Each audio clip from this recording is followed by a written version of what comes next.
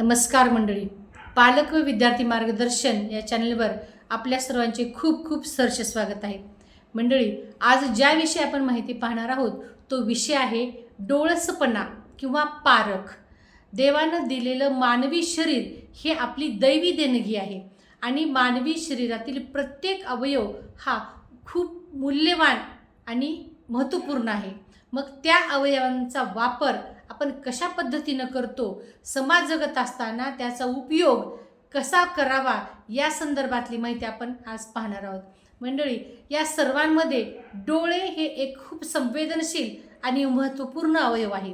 डोळ्यामुळं आपण जगाकडे पाहतो, समाजात वावरणाऱ्या लोकांना अनुभवतो, निरीक्षण करू शकतो, जगातील सुंदर रंग, फूल याचा अनुभव घेऊ शकतो. पण फक्त डोळे असणं महत्त्वाचं आहे का?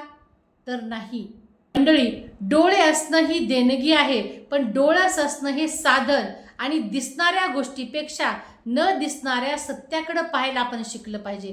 कारण त्यामुळं समाजातील नाती टिकतील, विश्वास वाढेल आणि समाज सुंदर बनेल. म्हणून डोळे उघडे ठेवा. उघड्या डोळ्यांनी समाजातील नाती पारखा, ज्यामुळे की आपल्याला जग ओळखता येईल. म्हणून प्रत्येकानं अंतर्मुख होऊन विचार करायला पाहिजे. कारण महाभारतात अशी जी पात्र आहेत ती पात्र आपल्याला कोणता ना कोणता धडा शिकवतात.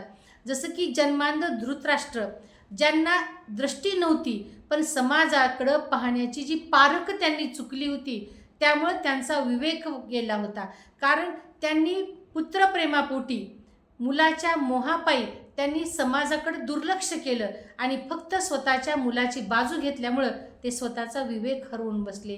त्याचबरोबर गांधारी, जिने की अंधत्व स्वीकारलं, आपल्या पतीप्रती निष्ठा दाखवण्यासाठी तिने डोळ्यावर पट्टी बांधली, पण तिने या ठिकाणी डोळसपणे जर मुलाच्या वर्तनाचं निरीक्षण केलं असतं तर कदाचित महाभारतातलं महायुद्ध टळलं असतं.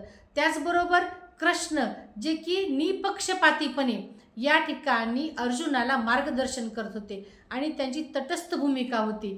मंडळी, आज प्रत्येकाला जीवनामध्ये कृष्णाची गरज आहे, कोणत्या ना कोणत्या रूपामध्ये. मग ते गुरु असतील, आईवडील असतील, मित्र असेल, ज्यामुळे की समाजात येणाऱ्या प्रसंगांना आपण सहज तोंड देऊ शकू.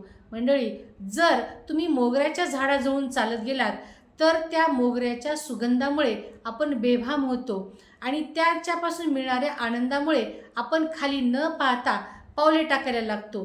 पण आपण हे विसरतो की त्याच्या शेजारी बाभळीचं झाड आहे आणि त्याचा काटा माझ्या पायाला टोचेल. आणि तसंच घडतं त्या समाजामध्ये सुद्धा. आपण जगताना चांगले लोक भेटल्यानंतर त्यांना मनामध्ये जागा देतो, पण आपण हे विसरून जातो की समाजामध्ये वाईटही लोक असतात, जे की आपल्याला पदोपदी या ठिकाणी अपमान, क्लेश या गोष्टींचा सामना करावा लागतो. आणि म्हणून जर आपण त्या ठिकाणी बाबीला दोष दिला तर तिचा दोष आहे का? नाही. मंडळी, यासाठी प्रत्येकाने डोळसपणे समाजातील प्रत्येक व्यक्तीकडे पाहायला शिका, नात्याची पारख करायला शिका. ही सर्व गुण आपल्या मुलामध्ये यावीत म्हणून त्यांना चांगल्या वाईट गोष्टीचं ज्ञान, ओळख त्यांना करून द्या, जेणेकरून की समाजात मिळणाऱ्या धोक्यापासून, संकटापासून मुले सावध होतील आणि डोळसपणे पारख करायला शिकतील. मंडळी, आपण ज्या समाजात राहतो तिथं अनेक प्रकारची माणसं भेटतात. चांगली, वाईट, स्वार्थी, मदत करणारी, प्रामाणिक, फसवणूक करणारी. म्हणून प्रत्येकाकडं लक्ष देत असताना बोलण्यापेक्षा त्यांच्यातील कृती पहा. कोण किती गोड बोलतो यापेक्षा तो प्रत्यक्षात काय करतो हे पहा. खरी माणुसकी शब्दात नसते तर ती वागण्यात असते. कोणी कोणाबद्दल काही सांगितलं म्हणजे ते सत्यच असेल असे नाही. महाभारतामध्येही गैरसमज आणि चुकीच्या सल्ल्यामुळं मोठे युद्ध झाले हे सर्व परिचित आहे. म्हणून ऐका, पण विचार करून निर्णय घ्या. बोलणाऱ्यापेक्षा सावध राहा. जे लोक सुरुवातीला खूपच जवळ येतात, सतत कौतुक करतात, त्यांच्या हेतूची पारख करा. विश्वास ठेवणे चांगले आहे, पण अंधविश्वास नको आहे. म्हणून प्रत्येकाने आपापली स्वतःची किंमत ओळखा. समाज कधी चेष्टा करेल, तुलना करेल, कधी तुम्हाला कमी लेखेल, पण तुमची ओळख इतरांच्या मतावरून ठरू देऊ नका. स्वतःवर विश्वास ठेवा. चुकीच्या गोष्टींना नाही म्हणायला शिका. मित्रमंडळी चुकीच्या मार्गावरून जात असतील तर फक्त त्यांच्यासोबत राहण्यासाठी चुका करू नका. धैर्याने त्यांना नाही म्हणायला शिका आणि हीच खरी आपली ताकद आहे.